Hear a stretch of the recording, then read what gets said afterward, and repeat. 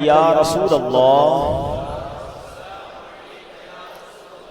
وعلا آلک و اصحابک یا حبیب اللہ الصلاة والسلام علیک یا نبی اللہ وعلا آلک و اصحابک یا نور اللہ نویت سنت الاعتکاف۔ پیارے پیارے اسلامی بھائیوں، آج ماہ رمضان کی آخری طاق رات ہے اور ہو سکتا ہے کہ یہ ماہ رمضان کی آخری رات بھی ہو، یہ بھی ہو سکتا ہے کہ یہ ہماری زندگی کے رمضان کی بھی آخری رات ہو۔ ہمیں نہیں پتہ کہ اگلا سال ہم دنیا میں ہوں گے یا نہیں ہوں گے۔ پچھلے سال کئی لوگ تھے جو رمضان میں ہمارے ساتھ تھے، وہ اس بار نہیں ہیں۔ ہم اللہ سے درازی عمر بالخیر کی التجا کرتے ہیں کہ اللہ ہمیں نیکیوں والی، عافیت والی طویل زندگی عطا فرمائے، خیر سے، عافیت سے پھر رمضان سے ملنا نصیب فرمائے۔ ممکن ہے آج رات لیلۃ القدر بھی ہو، کیونکہ آج رات بھی رمضان کی آخری عشرے کی طاق راتوں میں سے ایک رات ہے۔ کچھ دنوں پہلے کی بات ہے، یہ شور تھا، یہ خوشی تھی کہ رمضان آنے والا ہے، رمضان کا چاند نظر آیا تو خوشی کا عالم تھا، مسجدوں میں رونقیں آ گئیں۔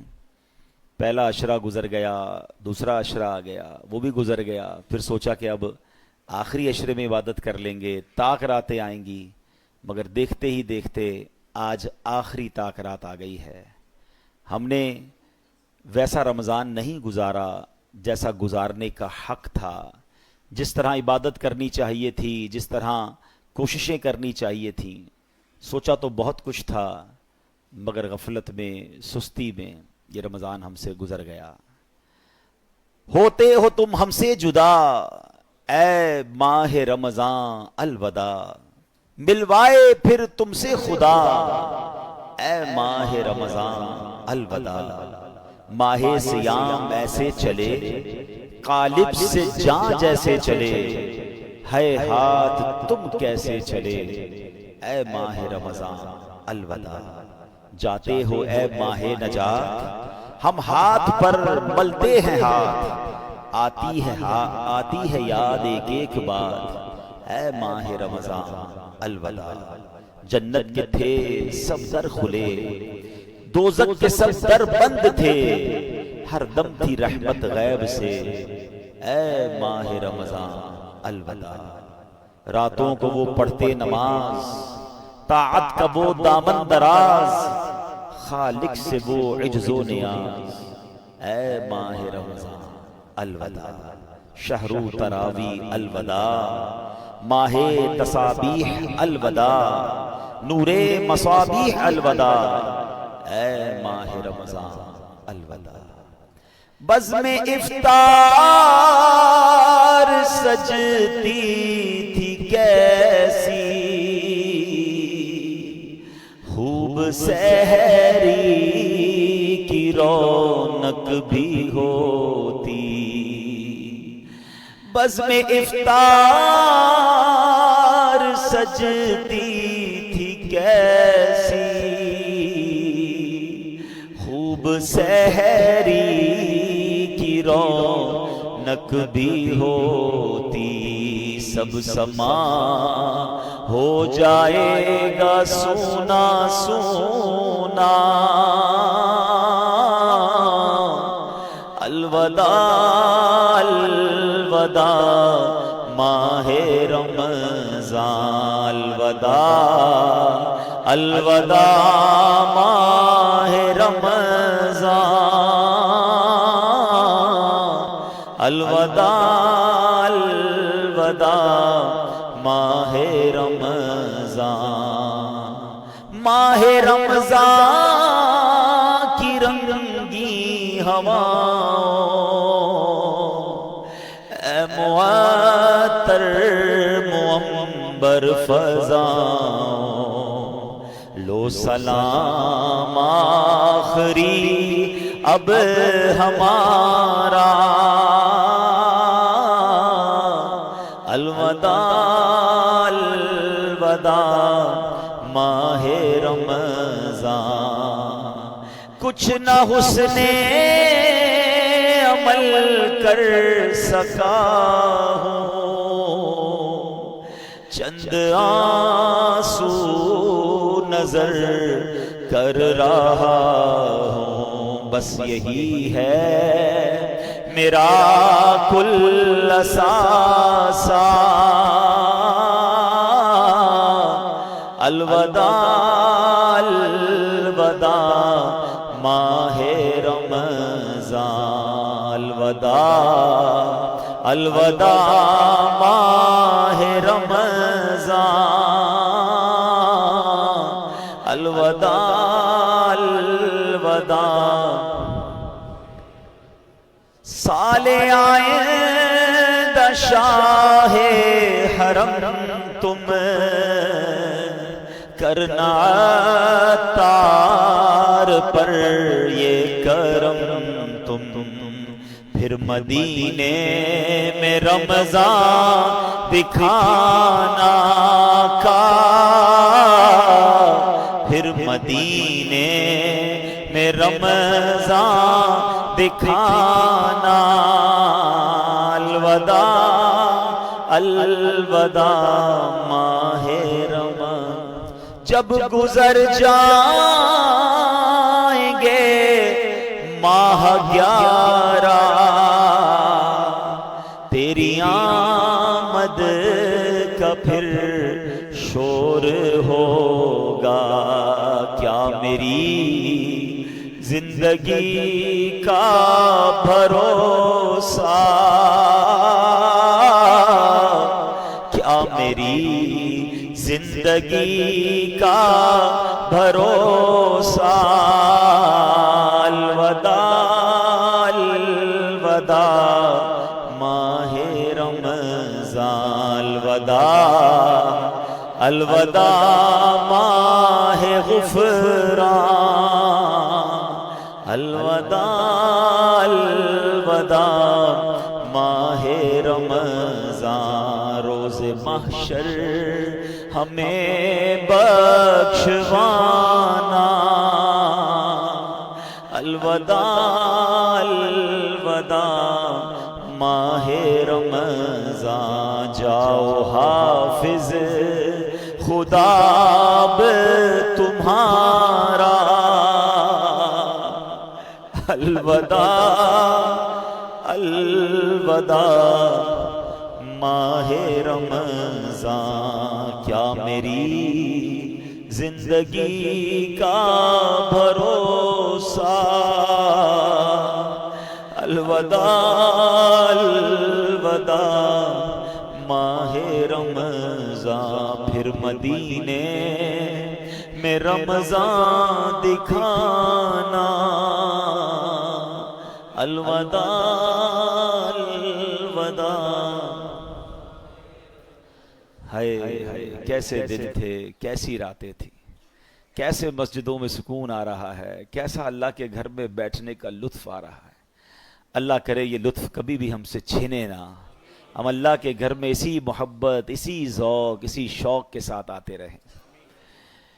آج ہمارے بیان کا موضوع بھی یہی ہے کہ رمضان کے بعد کی زندگی۔ انشاءاللہ اپنے موضوع پر آتے ہیں، مگر درود پاک کی فضیلت پر مشتمل ایک بڑا ہی ایمان افروز میں نے آج آپ کو ایک واقعہ سنانا ہے۔ بزرگان دین نے اپنی کتاب میں اس واقعے کو بڑے شان سے نقل کیا ہے۔ ماجرا یہ تھا کہ ایک شخص تھا، بڑا نیک تھا مگر غریب بھی تھا، بال بچوں والا بھی تھا، غریب بھی تھا۔ اچانک رات کو اس کی آنکھ کھلی تو دیکھا بچے رو رہے ہیں۔ بچوں سے پوچھا کہ کیوں رو رہے ہو؟ تو انہوں نے کہا کہ بابا جان بھوک لگی ہے، کھانے کو کچھ نہیں ہے گھر میں۔ حدیث پاک پہلے سنا دیتا ہوں، پھر اس واقعے کو دوبارہ کنٹینیو کرتا ہوں۔ حدیث پاک کا مضمون ہے، میرے آقا علیہ الصلوۃ والسلام فرماتے ہیں کہ جو کوئی شخص پریشانی میں ہو، مصیبتوں میں ہو، حدیث پاک کا خلاصہ ہے جو کوئی شخص پریشانی میں ہو، مصیبتوں میں ہو، اسے چاہیے کہ مجھ پر کثرت سے درود پڑھے کہ درود پاک پریشانیوں اور مصیبتوں کو لے جاتا ہے۔ تو اب آپ ذرا غور کیجئے کہ درود پاک پریشانی اور مصیبتوں کو دور کرتا ہے۔ اب اس کے پاس پریشانی تھی، کھانے کو بھی کچھ نہیں تھا، تو تو اس نے کیا کیا, اپنے بچوں کو کہا دیکھو کھانے کو تو کچھ نہیں ہے, ایسا کرتے ہیں آؤ سب مل کر نبی پاک علیہ الصلوۃ والسلام پر درود پاک پڑھنا شروع کر دیتے ہیں. اور اب اپنی فیملی کے ساتھ, اپنے بچوں کے ساتھ اس نے درود پاک پڑھنا شروع کر دیا. درود پڑھتے پڑھتے پڑھتے اس کی آنکھ لگ گئی. آنکھ تو لگی, آنکھیں تو بند ہوئیں, مگر قسمت جاگ اٹھی. سرکار دو عالم صلی اللہ تعالی علیہ وسلم خواب میں تشریف لائے اور میرے آقا نے فرمایا کہ فلاں شخص کے پاس جاؤ اور اس سے کہو کہ جو اللہ نے تمہیں دیا ہے اس میں سے میری مدد کرو, اور تمہارے لیے جو دعا کی گئی تھی وہ قبول ہو گئی ہے. یہ شخص اٹھا اور اٹھنے کے بعد اس نے سوچا کہ جس کی طرف بھیجا جا رہا ہے وہ تو مسلمان نہیں ہے, وہ تو مجوسی ہے. مجوسی کہتے ہیں فائر ورشپر کو, آگ کی پوجا کرنے والے. کنفیوز کہ نبی پاک مجھے اچھا سلام بھی دیا تھا کہ پیارے آقا علیہ السلام نے فرمایا میرا سلام بھی دینا اسے. کہ پیارے آقا ایک غیر مسلم کو سلام بھجوائیں گے اور مجھے اس کے پاس بھیجیں گے. کنفیوز, درود پاک پڑھتے پڑھتے پھر سو گیا. پھر سویا تو پیارے آقا علیہ السلام خواب میں تشریف لائے. فرمایا میرا اشارہ اسی کی طرف ہے, جا کر میرا سلام دو اور اس کو کہو تمہیں جو اللہ نے دیا اس میں سے میری مدد کرو, اور تمہارے لیے جو دعا مانگی گئی تھی وہ قبول ہو گئی ہے. اگین ویری کنفیوزڈ کہ یار پیارے آقا ایک مجوسی کو, ایک غیر مسلم کو سلام بھجوا رہے ہیں. اچھا نبی پاک کا خواب میں دیدار کا فارمولہ آج سمجھ لیجئے. اللہ پاک ہم سب کو دیدار مصطفیٰ نصیب فرمائے صلی اللہ علیہ وسلم. علماء فرماتے کہ اگر کسی کو خواب میں پیارے آقا کے علیہ الصلوۃ والسلام کی زیارت ہوئی ہے نا, یعنی اس کا بھی ایک طریقہ ہوتا ہے, یا تو نبی پاک علیہ الصلوۃ والسلام خواب میں آ کر خود ارشاد فرما دیتے ہیں, اپنا نام ارشاد فرماتے ہیں, یا کوئی خواب میں بتاتا ہے کہ جناب رسول اللہ علیہ الصلوۃ والسلام ہیں. تو جس نے نبی پاک کو دیکھا اس نے پیارے آقا ہی کو دیکھا. شیطان نبی پاک کی صورت میں نہیں آ سکتا. اب اس بندے کو یہ مسئلہ پتا تھا کہ یار خواب میں اگر پیارے آقا علیہ الصلوۃ والسلام کا دیدار ہوا ہے تو یہ جناب رسول اللہ علیہ الصلوۃ والسلام. اب یہ جناب ڈھونڈتا اس مجوسی کے پاس, اس فائر ورشپر کے پاس پہنچ گیا. جب پہنچا تو وہ one of the billionaire of that time تھا, بہت پیسے والا آدمی تھا. اس کا بڑا سا محل تھا, بڑا سا گھر تھا, نوکر چاکر تھے, بزنس میٹنگ چل رہی تھی. اس نے جا کر کہا مجھے آپ سے خاص بات کرنی ہے. کیا کہیے؟ کہا اکیلے میں کرنی ہے. اکیلے میں بیٹھے. کہا ہمارے آقا ہمارے آخری نبی صلی اللہ تعالی علیہ وسلم نے آپ کو سلام کہا ہے. وہ مجوسی کہتا ہے آپ کے نبی کون ہیں؟ اب ذرا سنیے گا. وہ کہتا ہے آپ کے نبی کون ہیں؟ کہا ان کا نام جناب محمد صلی اللہ تعالی علیہ وسلم ہے. تو کہا میں تو ان کو نہیں جانتا اور میں تو ان کو مانتا بھی نہیں ہوں. اب آپ سمجھیے گا بات کو کہ وہ کہتا ہے نہ میں ان کو جانتا ہوں نہ میں ان کو مانتا ہوں. کہا نہیں, مجھے میرے نبی علیہ الصلوۃ والسلام نے آپ کے پاس بھیجا ہے, آپ ہی کے بارے میں اشارہ تھا, آپ کو سلام دینے کا بھی کہا ہے, اور آپ کے لیے ایک بات یہ بھی فرمائی کہ آپ کے لیے جو دعا مانگی گئی تھی نا وہ قبول ہو گئی ہے. کہتا ہے اچھا تم اللہ کی قسم کھا کر کہہ سکتے ہو کہ تمہارے نبی نے بھیجا ہے؟ کہا میں رب کی قسم کھا کے کہتا ہوں, مجھے میرے نبی نے ہی آ کر کہا ہے. کہا اچھا. اب اس کا ہاتھ پکڑا اور اپنے گھر کے اندر لے گیا. چھت پر لے جانے کے بعد کہتا ہے اپنا ہاتھ دو. ہاتھ پکڑ کر کہتا ہے مجھے کلمہ پڑھا اور مسلمان کرو. اشہد ان لا الہ الا اللہ واشہد ان محمدا عبدہ ورسولہ. اس نے کلمہ پڑھا, مسلمان ہو گیا. مسلمان ہونے کے بعد اس نے اپنے بیٹے کو بلایا. بیٹے کو کہا بیٹا دیکھو میں مسلمان ہو گیا ہوں, اگر تم مسلمان ہوتے تو ٹھیک ہے ورنہ تمہارا میرا آج سے رشتہ ختم. بیٹا کہتا ہے بابا جان آپ مسلمان ہو گئے, میں بھی کلمہ پڑھتا ہوں. کلمہ پڑھ کے وہ بھی مسلمان ہو گیا. اب جتنے لوگ اس گھر میں بزنس کرنے آئے تھے, لیتی دیتی کرنے آئے تھے, پیسے وصول یا بزنس میٹنگ چل رہی تھی, سب کو اس نے پتہ ہی کیا کہا. کہا دیکھو بھائیو میں مسلمان ہو گیا ہوں, تم میں سے بہت سارے وہ لوگ ہیں جن کے اوپر میرے پیسے نکلتے ہیں. آج جو مسلمان ہوگا سارے پیسے معاف, اور جو مسلمان نہیں ہوتا میرے پیسے دو, تمہارا میرا کاروبار ختم. بڑی تعداد میں لوگوں نے کلمہ پڑھا, وہ بھی مسلمان ہو گئے. اپنی بیٹی کو بلایا. بیٹی کو کہا بیٹی دیکھو میں بھی مسلمان ہو گیا ہوں, تمہارا بھائی بھی مسلمان ہو گیا ہے, اگر تمہیں بھی مسلمان ہونا ہے تو مسلمان ہو جاؤ. اچھا بدقسمتی کی بات یہ ہے کہ مجوسی جو ہوتے ہیں نا ان کے اندر بھائی بہن کی شادی کی اجازت ہوتی ہے, وہ بھائی بہن شادی کرتے ہیں معاذ اللہ.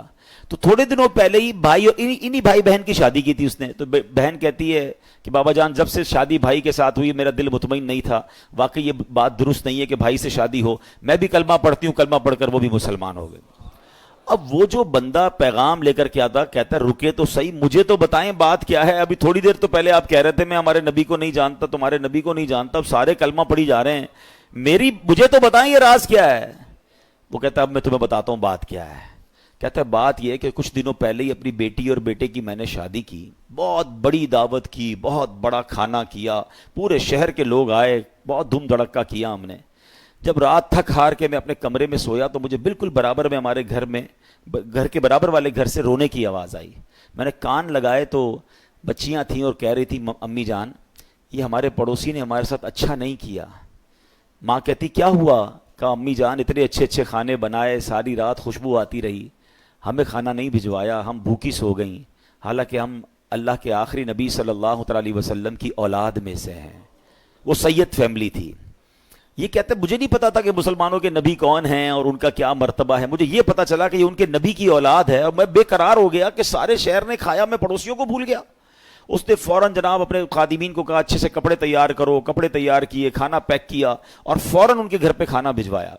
تھوڑی دیر بعد کہتا ہے اب میں نے پھر کان لگائے تو ماں کہتی دیکھو بیٹا پڑوسی کتنا اچھا ہے، کھانا بھی بھجوایا، کپڑے بھی بھجوائے، اب بچوں کھانا کھا لو. کہ ماں ہم کھانا کیسے کھائیں، ہمارا پڑوسی تو مسلمان ہی نہیں ہے. تو ماں کہتی بیٹا اللہ کی طرف سے رزق آیا ہے کھا لو. کہتی نہیں ماں جب تک نہیں کھائیں گے جب تک پڑوسی کے لیے دعا نہ کریں.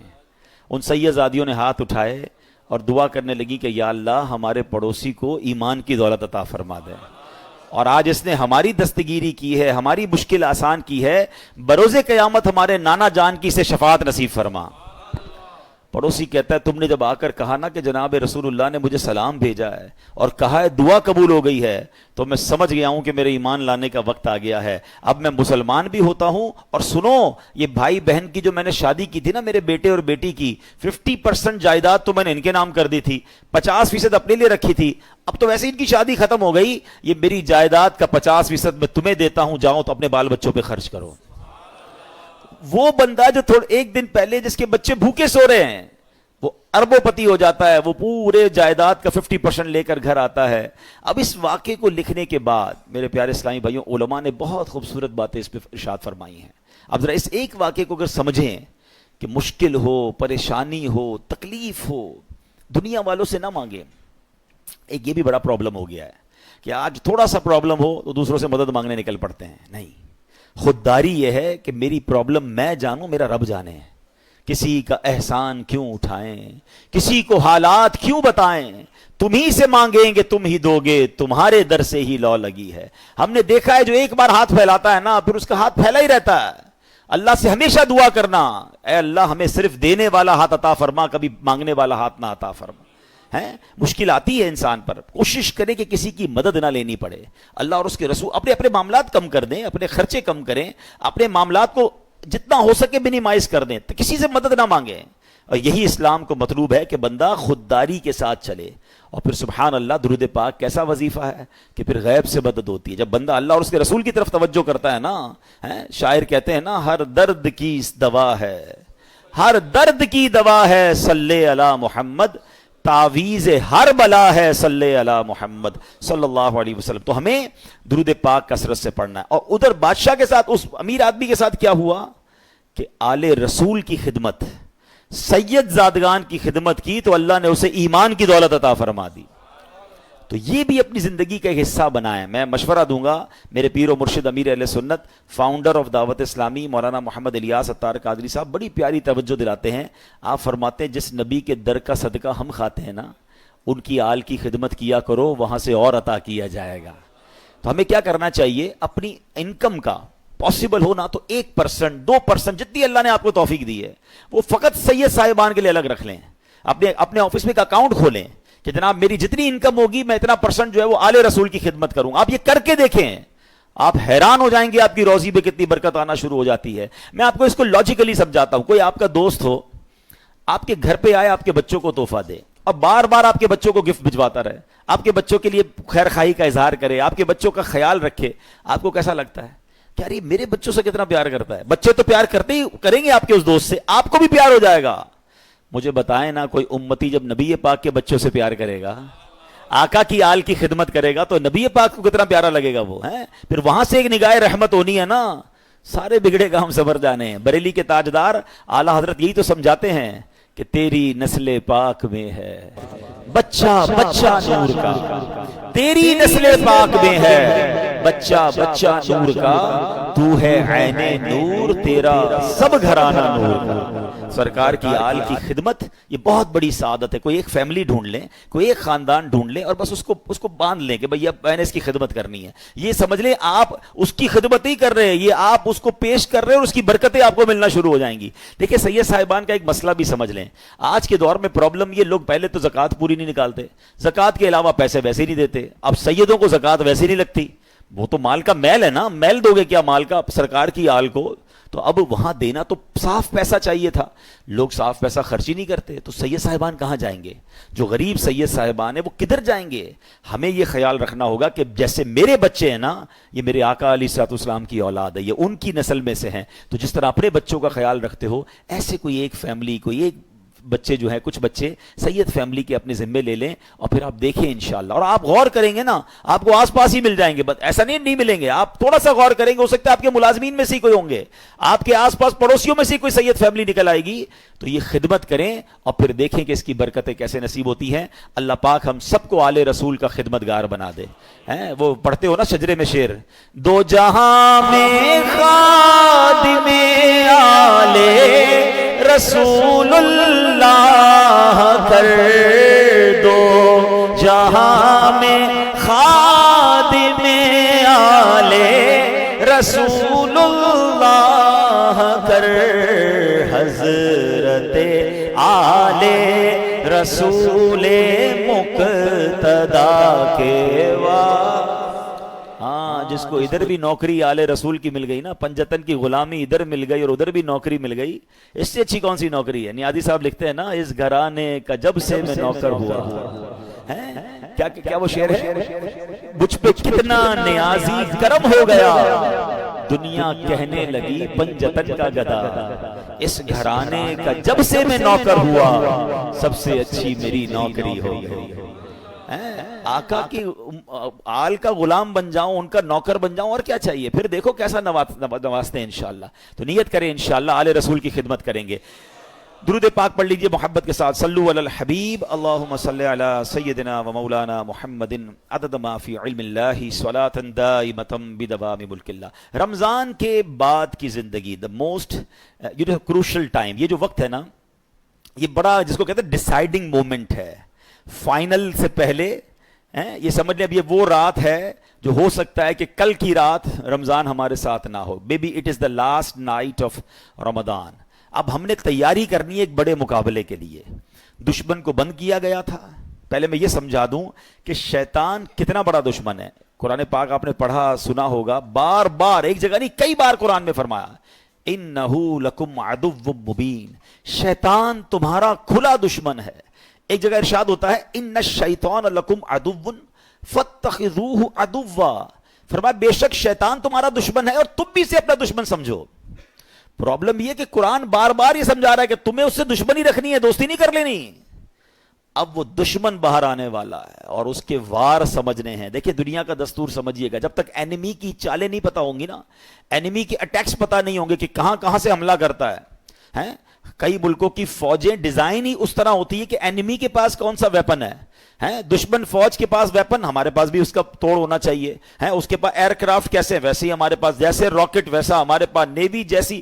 بندہ یہی تو سوچ کے پلان کرتا ہے کہ دشمن کدھر سے اٹیک کر سکتا ہے. تو شیطان کو تو اللہ قرآن میں فرما رہا ہے تمہارا دشمن, اور تم بھی اسے دشمن سمجھو. مگر بدقسمتی یہ ہے کہ بہت بڑی جو لوگ ہیں, تعداد جو ہے, وہ شیطان سے دشمنی نہیں دوستی کر لیتے ہیں. کتنی بری بات ہے. اللہ کا بھی دشمن ہے, ہمارا بھی دشمن ہے, اور اس سے دوستی کر رہے ہیں. قرآن میں ایک جگہ رب ارشاد فرماتا ہے, افتتخذونہ وذریتہ اولیاء من دونی وہم لکم عدو بئس للظالمین بدلا. فرمایا تو اے لوگوں, کیا تم اسے اور اس کی اولاد کو میرے سوا دوست بناتے ہو, حالانکہ وہ تمہارے دشمن ہیں. ظالموں کے لیے کیا ہی برا بدلہ ہے. اللہ فرماتا ہے وہ تمہارے دشمن ہے, دوست مت بنانا. اور یہ اتنا خطرناک دشمن ہے, اتنا مکار دشمن ہے, اس کے ایسے ایسے وار ہیں آپ حیران ہو جائیں گے. شیطان کبھی ادھر سے حملہ کرتا ہے, کبھی ادھر سے. اچھا پرابلم یہ کہ ایک تو شیطان کو پہلے سیویئر دشمن سمجھنا شروع کر دیں. مثال کے طور پہ آپ کو کوئی یہ کہہ دے کہ یار ایک بندہ ہے, اس نے پلان کیا ہے کہ آپ کو مار دے گا. آپ بتائیں کہ آپ سکون سے سو جائیں گے؟ آپ پریشان ہو جائیں گے کہ اچھا میری جان لینا چاہتا ہے. ہاں, وہ اس نے بنا پلان کیا ہوا ہے کہ آپ کو اڑا دے گا, اب آپ پولیس کے پاس جائیں گے, آپ اپنے گارڈز رکھنے کی کوشش کریں گے, معلومات کریں گے یار اس کا پلان کیا ہے, کیسے اٹیک کرے گا. دنیا میں کوئی میری جان لینا چاہے, جان لے سکے نہ لے سکے, میری نیند تو اڑا دیتا ہے. تھریٹ آ جائے تو بندہ, کسی کو پرچی آ جائے, کراچی میں تو بہت سارے واقعات چلتے رہتے ہیں نا, ہمارے پاس بھی بیچارے لوگ دعا کے لیے آتے ہیں, بھائی فون آ گیا ہے, فلاں چیز آ گئی ہے, ہوتا کچھ نہیں ہے, اس بیچارے کی نیند توڑ جاتی ہے. اللہ تعالی ہم سب کو عافیت میں رکھے, ان ظالموں کے ظلم سے بچائے, دہشت گردوں کی دہشت گردیوں سے بچائے. مگر these are all examples for all of us, کہ یہ جب ہمارے ساتھ ہوتا ہے تو ہمارا کیا حال ہو جاتا ہے. مجھے انٹرنیشنلی بھی سنا جا رہا ہوگا, افریقہ کے کئی ملک جہاں کڈنیپ کی دھمکیاں اور پتہ نہیں کیا کیا چل رہا ہوتا ہے دنیا میں. اچھا آپ میں سے کچھ لوگ ہوں گے کہیں گے یار مجھے تو کوئی دھمکی نہیں آئی, اللہ کا شکر, اللہ کرے کبھی آئے بھی نہ آپ کو. مگر یہ والی دشمنی تو قرآن نے بتا دی ہے نا, یہ دھمکی تو آپ کے پاس موجود ہے, یہ اٹیک, اور یہ دشمن آپ کا بھی ہے. وہ دشمن ہو نہ ہو, یہ دشمن سب کا ہے. قرآن کہہ رہا ہے تمہارا کھلا دشمن ہے. کیا اس کے لیے کوئی پلاننگ کی, اس سے بچنے کا کوئی غور کیا, اس کے لیے کسی کے پاس گئے کہ یار یہ کدھر کدھر سے حملہ کر سکتا ہے. مجھے ایک بات بتائیں, کوئی میری جان لے سکتا ہے دنیا میں, میری دولت لے سکتا ہے, مگر یہ سب چیزیں کم ہے, شیطان میرا ایمان لے سکتا ہے. اس سے قیمتی چیز کوئی نہیں ہے میرے پاس. اگر ایمان ہی چلا گیا تو پھر کیا ہے میرے پاس. وہ ایکچول اس کا جو الٹیمیٹ گول ہے نا شیطان کا, یہ سمجھنا ہوگا, جو کل رہا ہونے والا ہے, جو عید والی چاند رات کو رہا ہوگا, اس کا الٹیمیٹ گول یہ ہے کہ وہ میرا اور آپ کا ایمان چھین لے اور ہم دنیا سے بے ایمان ہو کر جائیں. اور ایک بات یاد رکھیے گا, سارے روزے, ساری تراویح, ساری عبادت, ساری نمازیں, سارے صدقے, سارے حج, سب کچھ برباد ہو جاتے ہیں اس کے جو ایمان پہ دنیا سے نہیں جاتا ہے. ہاں ایمان ہے تو سب کچھ ہے, ایمان کے بغیر گئے پھر کچھ بھی نہیں ہے. ہاں یہ پہلے سمجھ لیجئے بات کو. میرے اور آپ کی زندگی کا جو سب سے بڑا ٹارگٹ ہونا چاہیے نا, وہ ایمان کی حفاظت ہونا چاہیے. آپ کو پتا ہے اللہ کے نبی علیہ الصلوۃ والسلام کیا دعا کرتے تھے؟ یا مقلب القلوب ثبت قلبی علی دینک. اس دعا کا معنی کیا ہے؟ اے دلوں کو پھیرنے والے, میرے دل کو اپنے دین پر ثابت قدمی عطا فرما, اسٹیڈ فاسٹنس عطا فرما. کون دعا کر رہا ہے؟ جس کے صدقے مجھے اور آپ کو ایمان ملا. یہ میری اور آپ کی تربیت ہے کہ دل بدلتا ہے. اللہ سے مانگو کہ مرتے وقت دل قلب سلیم رہے, ایمان کی حالت میں دنیا سے جاؤں. اے ایمان والو نہ مرنا مگر مسلمان. کیا قرآن پاک کی آیت ہے؟ ایسا مت مرنا, اے ایمان والو مت مرنا مگر مسلمان. ولا تموتن الا وانتم مسلمون. قرآن کہتا ہے یا ایھا الذین آمنوا اتقوا اللہ ولا تموتن الا وانتم مسلمون. اے ایمان والو اللہ سے ڈرو اور نہیں مرنا مگر مسلمان. یعنی یہ جملہ کیسا ہے یار؟ اگر یہ آیت کو سمجھ لیں کہ کہا جا رہا ہے مرنا ہے مگر مسلمان, یہ اس کا مطلب یہ ہوا کہ میری اور آپ کی زندگی کا جو مین ٹارگٹ ہونا چاہیے نا, کہ ادھر سے کوئی چھیننے کی کوشش کر رہا ہے, ادھر سے میرا ایمان چھیننے کی کوشش کر رہا ہے. ایکچولی شیطان ہمارے سامنے اپنے اصلی روپ میں نہیں آتا, اس کے چیلے آتے ہیں, اس کے چیلے چپاٹے. اب ہر طرح کے لوگ نکلے ہوئے نا, کبھی چینل پر, سوشل میڈیا پر, کوئی قرآن کا انداز بیان کر رہا ہے, کوئی دین کا نیا انداز لے کر آیا ہے, کہیں نہ کہیں سے اٹیک کر کے آپ کا ایمان چھیننا چاہتا ہے. اعلیٰ حضرت امام اہل سنت نے 100 سال پہلے کہہ دیا تھا, سونا جنگل رات اندھیری, چھائی بدلی کالی ہے, سونے والو جاگتے رہیو, چوروں کی رکھوالی ہے. یہ تو 100 سال پہلے کہا تھا, اب تو کتنے فتنے ہیں. پتہ ہے اعلیٰ حضرت نے کیا کہا؟ آنکھ سے کاجل صاف چرا لیں یا وہ چور بلا کے ہیں, تیری گٹھڑی تاکی ہے اور تو نے نیند نکالی ہے. ہمیں پتہ ہی نہیں ہے, لوگ ہمارے ایمان کے پیچھے پڑے. ہم کہتے ہیں یار میں تو اس کی بھی سنتا ہوں, میں تو اس کی بھی سنتا ہوں, میں بد مذہبوں کے ساتھ بھی بیٹھتا ہوں, کچھ غیر مسلم دوست بھی بنائے ہوئے ہیں, میں سب کے ساتھ بیٹھتا ہوں. جناب نہیں, ایمان بچانا ہے تو ایسی محفلوں, ایسی گیدرنگز کو چھوڑنا ہوگا. سب کی نہیں سننی ہے, ہم اتنے مضبوط نہیں ہیں کسی کی سننے سے. آپ کو پتا ہے نبی پاک علیہ الصلوۃ والسلام نے حضرت عمر فاروق رضی اللہ تعالیٰ کو تورات پڑھنے سے منع فرما دیا تھا. وہ کون ہے؟ حضرت عمر فاروق. اب بتائیے میری اور آپ کی کیا اوقات ہے؟ بندہ کہتا ہے میں ذرا دوسروں کی کتابیں بھی پڑھوں گا, دوسروں کے دلائل بھی سنوں گا. ارے پہلے مجھے اپنے دین کے بارے میں کچھ پتا نہیں ہے اور میں چلا سب کی باتیں سننے. تو ایمان بچانا ہے تو اس کی فکر کرنی ہے. اچھا اب میں آپ کو شیطان کے کچھ واقعات کے ذریعے سمجھاتا ہوں کہ کیسا مکار ہے, کیسا گیم کرتا ہے. ایک کتابوں میں لکھا, برسیسا نامی ایک شخص تھا اور بہت بڑا عبادت گزار تھا. اس بندے نے 200 سال اللہ کی عبادت کی اور ایک بھی گناہ نہیں کیا. اچھا اب ایسا کوئی نیک بندہ ہو تو شیطان کہاں چھوڑے گا اس کو. یہ میں ایک اور بات آپ کو بتا دوں کہ شیطان نیک آدمی پر زیادہ حملے کرتا ہے. یاد رکھیے گا, جو پہلے ہی کچھ نہیں کر رہا اس کو شیطان نے کہا تو ساڑھا ساتھی ہے, نہ نماز پڑھ رہا ہے, نہ روزے رکھ رہا ہے اور بدکاریاں کر رہا ہے, شراب پی رہا ہے. نہیں, اس کے لیے پرابلم ہے نیک آدمی جو نمازیں پڑھ رہا ہے, جو روزے رکھ رہا ہے, جو نیکی کی نیت کر بیٹھا ہے, جو علم دین سیکھ رہا ہے, وہ بے چین رہتا ہے اس کے بارے میں. تو آپ جتنا دین کی طرف آئے نا, اب تیار ہو جائیں.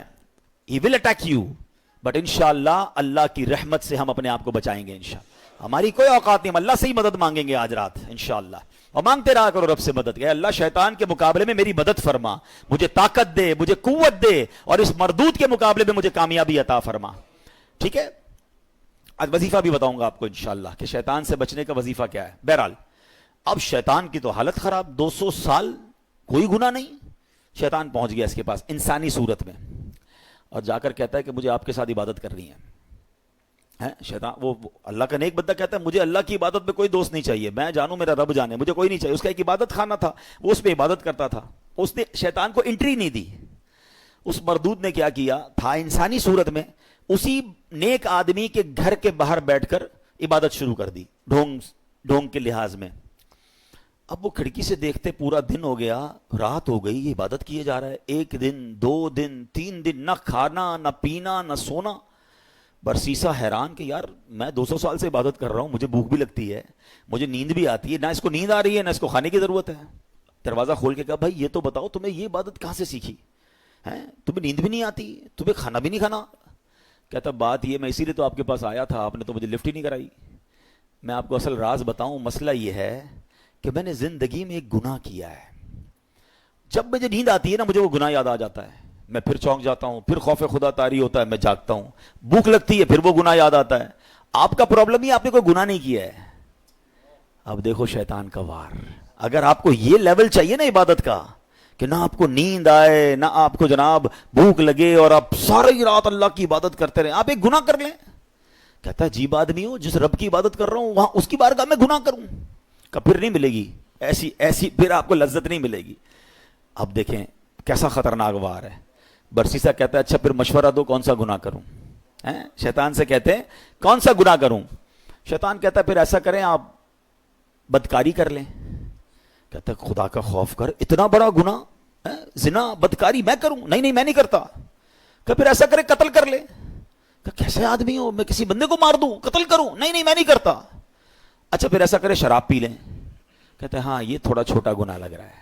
اب یہاں ایک اور بات سیکھنی ہے. میں تھوڑے واقعات کو بریک اس لیے کرتا ہوں کہ ٹو دی پوائنٹ آپ کو بات بھی سمجھ آئے. ہمارے اندر بہت سارا شیطان نے دماغ میں ڈالا, یار یہ چھوٹا گناہ یہ کر لو, یہ بڑا ہے یہ نہیں کرو. پتہ نہیں اپنے طور پہ ہم نے کیٹیگری بنا لی ہے.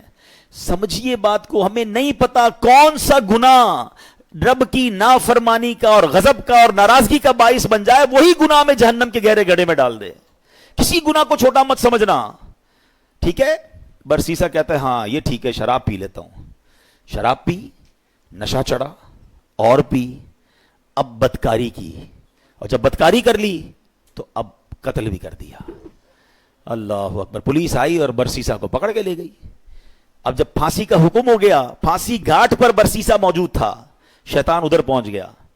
کہتا ہے ایک راستہ ہے, میں تجھے بچا سکتا ہوں. کہ بدبخت تیری وجہ سے تو میں پھانسی میں پہنچ گیا, تو نے کہا گناہ کر لے, مجھ سے ایک نہیں 3 گناہ ہو گئے اور آپ پھانسی پھندے پر آ گئے. بولے میں بچا سکتا ہوں. بولو بتاؤ کیسے بچ سکتا ہوں. کہا تم ایسا کرو, خدا کا انکار کرو اور مجھے سجدہ کر دو. برسیسا کی بدبختی دیکھیں, اس نے شیطان کو سجدہ کیا, خدا کا انکار کیا, اور اسی وقت پھانسی پر اس کو لٹکا دیا گیا. کفر کی موت وہ مر گیا. یہ ہے شیطان. ہم اس کی باتوں میں آ جاتے ہیں, ہمیں لگتا ہے نہیں یار میں بڑا پکا ہوں, 1-2 گناہ ہی تو کیے ہیں, تھوڑی سی تو پرابلمز ہیں, تھوڑی سی غلط جگہوں پہ جا رہا ہوں, نماز بھی تو پڑھتا ہوں. وہ یوں ہی لے جاتا ہے, وہ ایک ایک کر کے سٹیپ بائی سٹیپ ہم پہ اٹیک کرتا ہے. ایک حدیث پاک یاد رکھیے گا, یہ جو نوجوان اور ہم سب اس پہ مبتلا ہیں بدقسمت, ہم سب نے کچھ نہ کچھ گناہ پالے ہوئے ہیں. نیکیاں بھی کر رہے ہیں, گناہ بھی کر رہے ہیں, کچھ عادتیں گندی ہیں جو دل میں لگی ہوئی ہیں, وہ نہیں چھوٹتی نہیں ہیں. میں آپ کو پرابلم بتاؤں کیا ہے, پہلے حدیث سن لے پھر آپ کو پرابلم سمجھاتا ہوں. حدیث پاک کا خلاصہ ہے, جب بندہ ایک گناہ کرتا ہے نا, اس کے دل پر ایک سیاہ نقطہ لگا دیا جاتا ہے. دوسرا کرتا ہے تو دوسرا نقطہ ہو جاتا ہے, تیسرا کرتا ہے تیسرا ہو جاتا ہے. ایک وقت آتا ہے کہ اس کا پورا دل ہی سیاہ ہو جاتا ہے. اب اس پر ہدایت کی کوئی بات اثر نہیں کرتی ہے. اب پرابلم پتہ ہے کیا ہے, ہم میں سے کئی ایسے ہیں نمازیں بھی پڑھ رہے ہیں, بعضوں کا تلاوت بھی کر رہے ہیں, روزے بھی رکھ رہے ہیں, مگر حرام کام بھی ساتھ کر رہے ہیں. کوئی بدنگاہی کر رہا ہے, کوئی بری دوستیاں لگائے بیٹھا ہے, معاذ اللہ کوئی اور غلط کام کر رہا ہے. ہم یہ دونوں چیزوں کو ساتھ لے کے چل رہے ہیں. ایک بات یاد رکھیے گا, دل ہے نا یہ پیالے کی مانند ہے, ہیں اس پیالے میں آپ گندگی بھی ڈال رہے ہیں اور دودھ بھی ڈال رہے ہیں. دودھ کا کیا حال ہو رہا ہوگا؟ کسی پیالے میں شربت میں آپ پیشاب بھی ڈالیں, تھوڑا سا گوبر بھی ڈالیں اور پھر روح افزا بھی ڈال دیں, شربت بھی ڈال دیں, تو کیا بنے گا اس کا؟ بیڑا غرق ہی ہو جائے گا نا. یہ جو مجھے اور آپ کو سجدوں کی لذت نہیں مل رہی نا, مجھے اور آپ کو جو عبادت کا نور نہیں مل رہا, میری آنکھوں سے جو آنسو نہیں بہ رہے, مجھے دعا کا جو لطف نہیں آ رہا, اس کی بڑی وجہ یہ ہے ہم نماز تو پڑھ رہے ہیں مگر گناہ نہیں چھوڑ رہے. جس دن آپ نے گناہ چھوڑے, اس پیالے کو صاف کیا, اس دل کو کلین کیا, آپ کو ہر سجدہ انشاءاللہ برکت عطا فرمائے گا. آپ دعا کرو گے آپ کے آنسو بہیں گے, آپ درود پڑھو گے آپ مدینے کی یاد میں کھو جاؤ گے, کیونکہ عبادت کا نور ملنا شروع ہو جائے گا. ہم دونوں چیزوں کو ساتھ لے کر چل رہے ہیں, ظلمت اور نور ساتھ نہیں چلتے. پہلے دل کو ان گندگیوں سے پاک کریں, پھر دیکھیں آپ کو عبادت کا نور کیسے ملتا ہے.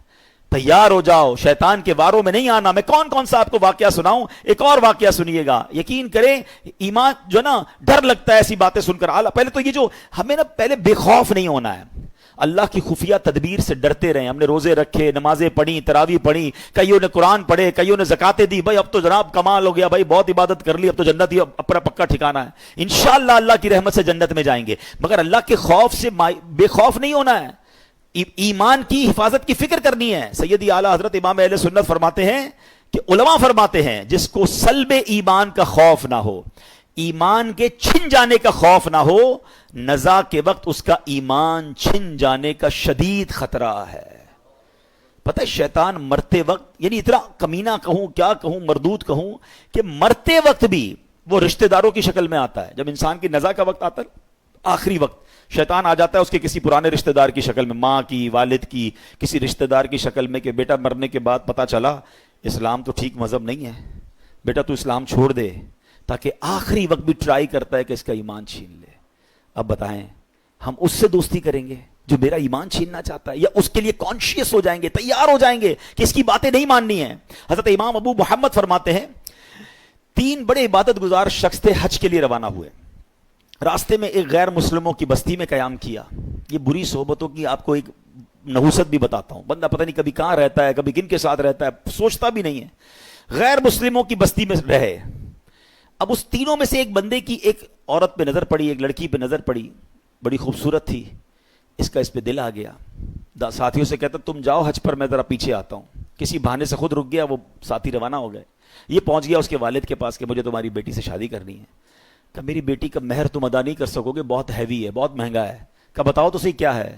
کہ مہر یہ ہے کہ تم اسلام چھوڑ دو اور غیر مسلم ہو جاؤ.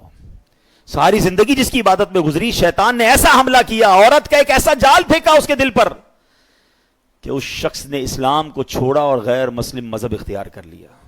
حج پہ جا رہا تھا, سفر کون سا تھا؟ حج کا. سوچئے شیطان کب کہاں کیسے حملہ کر سکتا ہے, آپ سوچ نہیں سکتے. میری زبان نہیں اٹھ رہی ہے مگر اشارے میں بتا دیتا ہوں. طواف کے دوران کیا کچھ ہوتا ہے, ایسی ایسی باتیں سامنے آئی ہیں کہ زبان بھی نہیں اٹھتی کہ یار ادھر بھی. لیکن شیطان, ہم سمجھتے کعبے کے سامنے کچھ نہیں ہو سکتا. آپ اپنے گھر میں سوچ رہے ہو میں محفوظ ہوں, کعبے کے سامنے بہکاتا ہے وہ, ادھر غلط کام ہو جاتے ہیں. چوری پکڑتے ہوئے نہیں پکڑے جاتے حرم کے اندر ہیں. سوچئے شیطان سے کوئی محفوظ نہیں ہے. اپنے آپ کو سیکیور مت سمجھو, اس کی فکر کرنی ہے, دعائیں مانگنی ہے, اس کا علاج کرنا ہے, اور اپنے آپ کو ان بری صحبتوں سے بچانا ہے. اب کیا ہوا, غیر مسلم ہو گیا. تھوڑے عرصے کے بعد اس بندے کا اسی مذہب پہ وصال ہو گیا, یعنی کفر پر ہی مر گیا. وہ جو دوست تھے نا حج پر گئے تھے, کچھ عرصے بعد اس بستی میں آئے کہ یار پوچھے تو صحیح دوست کدھر ہے. کسی نے بتایا اس نے تو مذہب بھی بدل لیا اور اسی مذہب پر, کفر پر اس کی موت بھی ہو گئی. کہا یار قبر ہی بتا دو. قبر پہ گئے تو اس قبر کے کنارے ایک عورت 2 بچوں کے ساتھ بیٹھی رو رہی. عورت سے پوچھا تم کون ہو؟ کہا میں اس کی بیوی ہوں جس کی وجہ سے اس نے میرا مذہب اختیار کیا. دوست رونے لگے اور اس عورت کو بتایا کہ پتہ ہی ہمارا دوست کیسا تھا, کتنی عبادت کرتا تھا, کتنے روزے رکھتا تھا, بہت اللہ کا نیک بندہ تھا, اور دیکھو اس بیچارے کا اس کے ساتھ ہوا کیا کہ ایمان ہی چلا گیا. عورت نے جب یہ سنا کہ میرا شوہر اتنا نیک تھا, اس کے دل میں اسلام کی محبت آئی, وہ عورت کلمہ پڑھ کر مسلمان ہو گئی. ہائے ہائے ہائے, اس واقعے کو لکھ کر جو علماء نے باتیں لکھی ہیں نا, رونگٹے کھڑے ہو جاتے کہ یہ ہے اللہ کی خفیہ تدبیر. وہ جس عورت کے لیے غیر مسلم ہوا وہ غیر مسلم کی موت مرا، اور اس کے مرنے کے بعد اللہ نے اس عورت کو ایمان کی دولت عطا فرما دی. یہ اللہ پاک کے فیصلے ہیں. اللہ کی خفیہ تدبیر سے ڈرو، اپنے ایمان کی فکر کرنی ہے، شیطان کے واروں سے بچنے کا ذہن بنانا ہے. اللہ کرے آج کے اس بیان میں ہم یہ سمجھ جائیں اور پریپیئر ہو جائیں کہ رمضان کے بعد ہمیں اس مردود کی بات نہیں ماننی ہے. ایک بزرگ کے بارے میں آتا ہے، بڑا کمال کا انہوں نے سوال کیا. ایک بار نیک آدمی کی شیطان سے ملاقات ہو گئی. انہوں نے شیطان سے کہا کہ اے ابلیس بتا میں تیرے جیسا کیسے بن سکتا ہوں. Very strange question. ابلیس کہتا ہے پوری دنیا میں آج تک کبھی مجھ سے کسی نے ایسا سوال نہیں کیا، میرے جیسا کون بننا چاہتا ہے؟ کہ بس تو بتا دے تیرے جیسا بننے کا طریقہ کیا ہے. ابلیس تو خوش ہو گیا، چلو ایک دوسرا پارٹنر ملا، بھائی کوئی تو ہے جو میرے جیسا بننا چاہتا ہے. کہ بہت آسان ہے میرے جیسا بننا. آپ دو کام کر لیں کہ آپ نمازوں میں سستی کریں اور جھوٹی ہو یا سچی بس زیادہ قسمیں کھایا کریں. وہ نیک شخص پتہ کیا کہتا ہے؟ میں اللہ تعالیٰ سے وعدہ کرتا ہوں زندگی میں آئندہ کبھی یہ دو کام نہیں کروں گا. شیطان کہتا ہے آپ نے دھوکہ دیا مجھ سے میرا راز لے لیا. میں بھی وعدہ کرتا ہوں کہ آئندہ کبھی کسی کو نصیحت والی بات نہیں بتاؤں گا. مگر what we get from that incident, یہ دو باتیں بڑی خطرناک ہیں. نمازوں میں سستی اور یہ بات بات پر قسمیں کھانا. کچھ لوگوں کا تو تقیہ کلام ہے، اللہ کی قسم، رسول کی قسم. ارے بھائی تم سے قسمیں کس نے بولا ہے؟ ہر بات پہ قسم کھانی ہے. سودا بیچنا ہے تو قسم، کیوں قسمیں کھانی ہے؟ پلیز قسموں کی عادت ختم کریں. یہ سودا بک تو جاتا ہے قسمیں کھا کے، برکت اڑ جاتی ہے، لیکن پہلی بات زیادہ سیویئر ہے نا، نمازوں میں سستی. اور دل کو غم یہ ہے کہ اب بس جیسی چاند نظر آئے گا نا تو کئی لوگ چلے جائیں گے. خدا کے واسطے اس بار ایسا مت کرنا. ہم زبان سے نہیں کہتے مگر ہم زبان حال سے پریکٹیکلی کیا میسج دے رہے ہوتے ہیں کہ اے شیطان جب تک تو بند تھا نا تب تک ہم اللہ کے بندے تھے، تب تک مسجدوں میں جاتے رہے. اب جب تیری باری ختم، اب تو چھوٹ کے آئے گا تو ہم اب تیری بات مانیں گے. کیا اس بار بھی ایسا پیغام دو گے؟ نیت کر لیں انشاءاللہ کچھ بھی ہو جائے اس بار مسجد چھوڑ کے نہیں جائیں گے. انشاءاللہ نمازوں کی پابندی کریں گے. یہ شیطان کا وار ہے، وہ پہلے سست کرتا ہے نماز میں. یاد رکھیے گا، پہلے آپ کی جماعت جائے گی، ٹھیک ہے، اس کے بعد وہ کہے گا سنتیں پڑھنے کی کیا ضرورت ہے، نفل پڑھنے کی کیا ضرورت ہے. یہ بڑا مکار ہے. آپ دیکھیے پتہ ہے شیطان کے پلاننگ کیا ہوتی ہے. اتنا مکار ہے کہ نمازی کو یہ نہیں بولے کہ نماز چھوڑ دے. پتہ یہ پکا ہے بھائی نمازی کہ جماعت چھوڑ دینا یار کوئی بات نہیں، گھر میں بھی تو ہو ہی جاتی ہے. پہلے جماعت چھوڑوائے گا، مسجد سے دور کر دیا. اب کہے گا یار اتنی بڑی نماز پڑھنے کی کیا ضرورت ہے، نفل تو چھوڑ دے. ڈائریکٹ نفل چھوٹیں گے.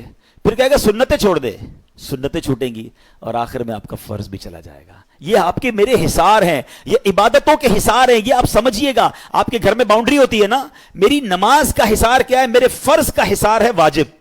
یہ سمجھ لے باؤنڈری ہے. واجب کے بعد ایک باؤنڈری ہے سنت کی، اس کے بعد ایک باؤنڈری ہے نفل کی. اگر میں نے نفل پکڑ کے رکھے نا میرے سنت نہیں جائے گی. اگر سنت پکڑ کے رکھے تو واجب نہیں جائے گا، واجب پکڑ کے رکھے تو فرض نہیں جائے گا. اور یہ سب چھوڑتا گیا تو ایک ایک کر کے وہ سب لے جائے گا. اچھا یہ ایک اور اس کی مکاری بتاؤں. پہلے تو پلان کرتا ہے کہ کسی نیک آدمی سے کوئی بڑا گناہ کرا دے، شراب پلا دے، بدکاری کروا دے، قتل کروا دے. جب یہ دیکھتا ہے نا یار یہ تو کچھ کر ہی نہیں رہا ہے، میری مان ہی نہیں رہا ہے، تھکتا نہیں ہے. یاد رکھیے گا اتنا خطرناک اینیمی ہے، اس کو نیند نہیں آتی. ہمیں نیند آتی ہے. ہم اس کو دیکھ نہیں سکتے، وہ ہمیں دیکھ رہا ہے. بلکہ روایتوں میں آیا یہ ہمارے بلڈ میں، ہماری رگوں کے اندر چل رہا ہوتا ہے. اتنا خطرناک دشمن ہے اور ہم سوئے ہوئے ہیں، ہمیں فکر ہی کوئی نہیں ہے. ایک نعرہ لگاتے ہیں شیطان کے خلاف جنگ جاری رہے گی، صرف نعرہ لگاتے ہیں کمبل اوڑھ کے سو جاتے ہیں. او بھائی تیار بھی تو کرو اپنے آپ کو کہ کیسے جنگ لڑو گے. ٹھیک ہے. اب جب یہ دیکھتا ہے نا کہ یار یہ نیک نمازی آدمی ہے، نہ شراب پی رہا ہے، نہ بدکاری کر رہا ہے، نہ قتل کر رہا ہے، نہ کسی کو ظلم کر رہا ہے، اب کیا کروں؟ تھکتا نہیں ہے. اب اس کو کہتا ہے عبادت میں اس کی عبادت کم کروا دوں. گناہ نہیں کروا پا رہا نا، اس کے درود کم کروا دوں، اس کی تلاوت کم کروا دوں، اس کی جماعت چھڑوا دوں. اچھا اب دیکھتا ہے یہ بھی نہیں کر پا رہا. اب یہ شیطان کا ایک ایسا آلہ آ گیا ہے کہ جس کے گھر میں ٹی وی نہیں تھا، جس کے گھر میں کبھی فلم VCR نہیں آیا تھا. یار ہم کئی ایسے لوگوں کو جانتے ہیں جنہوں نے کبھی زندگی میں فلمیں نہیں دیکھی تھی، مگر یہ ایک ایسا آلہ آ گیا کہ ایک بٹن دباؤ تو پتہ نہیں دوسری دنیا میں بندہ پہنچ جاتا ہے. اب نیک نمازی آدمی سے بھی اس کے ذریعے گناہ کرواتا ہے. میرے ہی پیسے لگے، میں ہی انٹرنیٹ کا بل بھر رہا ہوں، میں نے ہی لاکھوں روپے کا موبائل لیا اور مجھے ہی جہنم میں لے جا رہا ہے. کیا بے وقوفی ہے یار. سوچئے یہ شیطان کے وار ہیں. یہ ساری روحانیت منٹوں میں برباد ہو جاتی ہے جب آپ اپنی آنکھیں حرام دیکھتی ہیں. اچھا پھر ایک اور کیا کرتا ہے کام. دیکھیں میں آپ کو کچھ شیطان کی چالیں بتا رہا ہوں. ایک اور پھر پتہ کیا کرتا ہے کہ اگر آپ کسی نیکی میں بہت ساری نیکی کر ہی رہے ہیں، صدقہ بھی دے رہے ہیں، زکوٰۃ بھی دے رہے ہیں، خیرات بھی دے رہے ہیں، اب اس کا ایک اور وار یہ کہ یار نیکی تو کر لی اس نے، اب یہ کہتا ہے اس کی نیکی برباد کرواؤ. اب نیکی برباد کیسے ہو سکتی ہے؟ بھائی میں نے کر تو لی، نماز بھی پڑھ لی، روزہ بھی رکھ لیا، صدقہ بھی دے دیا، رسید بھی آ گئی، فطرہ بھی دے دیا.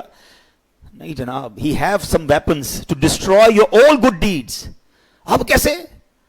اب وہ بندے کو کہتا ہے اس کو لوگوں کو بتا. اب ریاکاری شروع کرے گا. میں ذرا لوگوں کو بتاؤں بھائی میں نے تو بڑی رات کو 5,000 روپے خرچہ کیا، میں نے مہنگا والا فطرہ دیا ہے، میں جناب تہجد بھی پڑھتا ہوں، میں تو جناب قرآن 3 بار ختم کیا ہے. اب لوگوں کو بتانا شروع کریں گے. سمجھیے یہ بات، یہ شیطان کا بڑا خطرناک وار ہے. آج کسی سے ملاقات کرے نا، آئی صاحب کیسے ہیں، طبیعت ٹھیک ہے؟ بس اللہ کا بہت کرم ہے جناب، 2010 میں حج پہ گیا تھا تو 2015 سے 5 بار عمرہ کر چکا ہوں الحمدللہ. ہمارے گھر کے برابر میں جو مسجد ہے اس کی چھت بھی ہم نے ڈلوائی تھی، بس افطاری کا سامان بھی اپنے گھر سے ہی جاتا ہے. 5-7 منٹ میں حاجی صاحب نے 15 سال پرانی نیکیاں ساری گنوا دی. کیوں بھائی؟ میں نے تو طبیعت پوچھی تھی آپ سے. یہ کب پوچھا تھا کہ اپنی ذرا بیلنس شیٹ دیجیے؟ اچھا ایک اور عجیب بات ہے، آپ کو 15 سال پرانا حج یاد ہے، کل جھوٹ بولا تھا وہ یاد ہے؟ آپ نے اللہ کی راہ میں 1 لاکھ روپے چندہ دیا وہ یاد ہے، 5 لاکھ روپے حرام کے کمائے وہ یاد ہیں؟ یہ سوچئے، یعنی ہم گناہ کر کے بھولی جا رہے ہیں اور نیکیاں بار بار ریمائنڈ ہو رہی ہیں، بار بار ریکال ہو رہی ہے. یہ شیطان کا وار ہے. یاد رکھیے گا، بزرگان دین کے یہ اقوال ملتے ہیں کہ اپنے گناہ یاد رکھنا اور نیکیاں بھول جانا یہ اللہ کی عبادت ہے.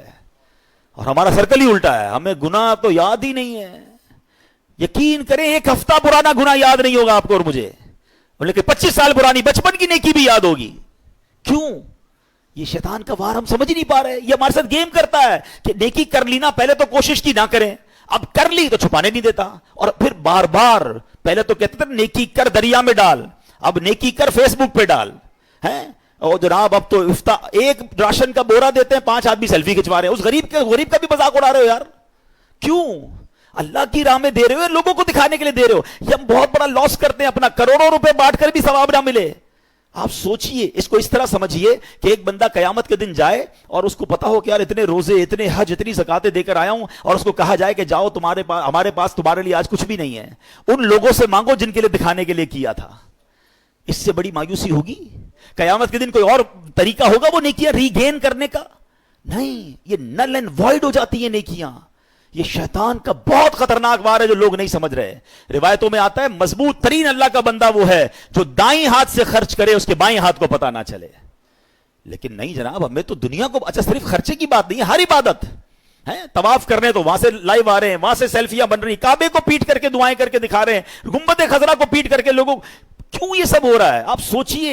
وہ تقدس ان مقامات کو ہم پامال کر رہے ہیں، ہر ہاتھ میں موبائل ہے، عورتیں طواف کر رہی ہیں، آپ دنیا کو دکھانے کے لیے عورتوں کی ویڈیو دنیا کو بھیج رہے ہیں. مکہ پاک میں 1 نیکی 1 لاکھ نیکی کے برابر ہے حدود حرم کے اندر، مگر 1 گناہ 1 لاکھ گناہ کے برابر ہے. اچھا لوگوں کو یہ بھی عقل نہیں ہے کہ اپنے گھر والوں کو کہتے ہیں میں تمہیں کعبہ دکھا رہا ہوں. ارے گھر والوں کی تو ویڈیو بند کر دو. آپ کی گھر کی عورت دنیا پیچھے طواف کرتے ہوئے اس کو دیکھ رہی ہے، وہ کس حالت میں بستر پر بیٹھی سوئی. اچھا گھر کا کوئی فرد بیٹھا ہے، کیوں؟ مطلب اتنا بھی سینس نہیں ہے یار. مطلب آپ سوچے تو صحیح کہ وہ مقام کیا یہ ویڈیو بنانے کا ہے؟ وہاں تو گناہ یاد آتے، وہاں آنسو بہتے. مجرم کسی بادشاہ کے دربار میں جائے اور یہ نیت لے کے جائے کہ میں گناہگار ہوں، پکڑا نہ جاؤں، معافی مل جائے. ارے وہاں تو یہ کیفیت ہونی چاہیے میں معافی مانگنے آیا ہوں، میں بخشوانے آیا ہوں، میرے ہاتھ پہ بیڑیاں ہیں اور میں چھڑوانے آیا ہوں. اس کیفیت میں طواف کرو یار، اس کیفیت میں مدینے جائیں کہ مجرم ہوں جہاں بھر کا، محشر میں بھرم رکھنا، رسوائے زمانہ ہوں دامن میں چھپا لینا. یہ کیفیت ہونی چاہیے نا. چلا ہوں ایک مجرم کی طرح میں جانب طیبہ، نظر شرمندہ شرمندہ، بدن لرزیدہ لرزیدہ. مگر کیا کریں، اس دل کا تسلی نہیں ہوتی یار جب تک لوگوں کو پتہ نہ چلے کہ ماں بدولت ہر سال رمضان میں عمرہ کرتے ہیں، 27ویں کو فلاں جگہ پہ تھا تو 29ویں کو فلاں جگہ پر تھا. تو یار سوچے یہ کیا کر رہا ہے. یہ شیطان کے وار سمجھیے. پہلے ہی تھوڑی نیکیاں ہیں ہمارے پاس، وہ بھی لوگوں کو دکھا کے کیا برباد کر دیں گے. تھوڑے دنوں پہلے ہم نے ایک اور ٹاپک ڈسکس کیا تھا کہ شیطان ہم سے ایک اور کیا مسٹیک کرواتا ہے، ہمیں غیبت کرواتا ہے. اور غیبت نیکیوں کو کیسے کھا جاتی ہے؟ فرمایا کہ غیبت تو یہ ہے کہ جس مسلمان کی غیبت کی نا، آپ اپنی نیکیاں اس کے اکاؤنٹ میں ٹرانسفر کر رہے ہیں. یعنی پہلے میں نے روزے رکھے، میں نے نمازیں پڑھی، میں نے صدقے دیے، اور اب کسی کی غیبت کی تو یہ ساری نیکیاں چلی گئیں اس کے اکاؤنٹ میں. اس سے بڑی بے وقوفی کیا ہے؟ تو try to understand the weapon of شیطان. اور ہمیں جب تک ان باتوں کا علم نہیں ہوگا تب تک ہم پھر شیطان کے واروں سے بچ نہیں پائیں گے. بہت ساری باتیں یاد آ رہی ہیں کہ شیطان کس طرح لوگوں کو ان کی نیکیوں کو برباد کرتا ہے. تو اے میرے پیارے اسلامی بھائیوں، اب ہم نے یہ ذہن بنا لینا ہے کہ رمضان کو ہم جانے سے نہیں روک سکیں گے، لیکن ہم نے انشاءاللہ شیطان کے واروں میں نہیں آنا ہے. ٹھیک ہے؟ اچھا، یہ ایک ہی بیان سے ماشاءاللہ نگران شورا کی آمد مرحبا. میں نے آج نگران شورا سے عرض کی تھی کہ ہماری آخری تاکرات ہے، تو آپ کچھ دیر کے لیے کرم فرمائیں، اللہ ان کا آنا قبول فرمائیں.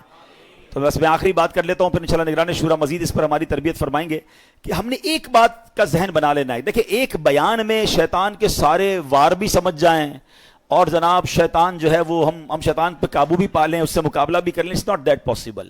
ہمیں ان تمام واروں سے بچنے کے لیے، اپنے آپ کو مضبوط کرنے کے لیے ہمیں اچھا ماحول اپنانا ہوگا، ہمیں اپنی گیدرنگز کو بدلنا ہوگا، ہم اچھے دوستوں میں بیٹھیں گے. دیکھیں صحبت کیسے اثر لاتی ہے، آپ کو پریکٹیکل بتاتا ہوں. آپ کسی کے گھر میں جائیں، کسی کی میت ہو گئی ہو اور وہ رو رہا ہو آپ کے سامنے، یا کسی تکلیف میں رو رہا ہو، آپ کی کیا کیفیت ہوتی ہے؟ آپ کی بھی آنکھیں نم ہو جاتی ہیں، آپ باہر نکل کے بھی دل افسردہ ہوتا ہے. آپ کے ساتھ تو کچھ نہیں ہوا جناب، مگر کسی کو افسردہ دیکھا، آپ پر اثر پڑا نا. کسی کے گھر جائیں، بچہ پیدا ہوا ہے یا اس کو کوئی بہت اچھا تحفہ ملا ہے یا وہ بہت خوش ہے آپ کا دوست، خوشی میں خوشیاں منا رہا ہے، آپ کے چہرے پہ کیا ہوگا؟ مسکراہٹ آ جائے گی نا. آپ کو تو نہیں ملی خوشی، مگر کسی کو خوش دیکھا تو خوشی نے دل پہ اثر کیا. ایسے ہی ہوتا ہے.